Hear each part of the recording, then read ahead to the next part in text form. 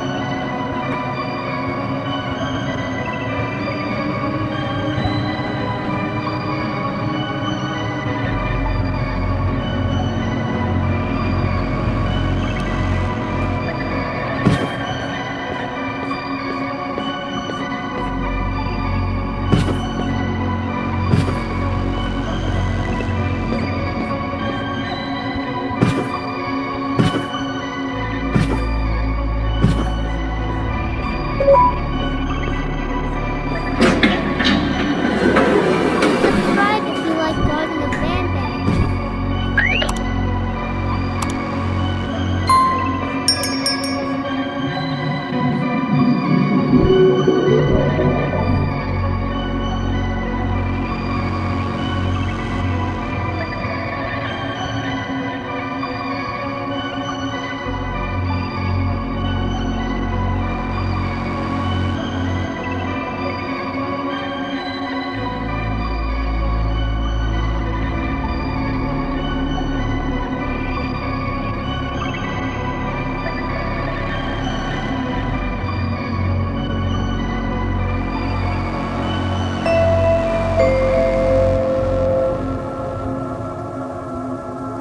At last, he's no longer miserable.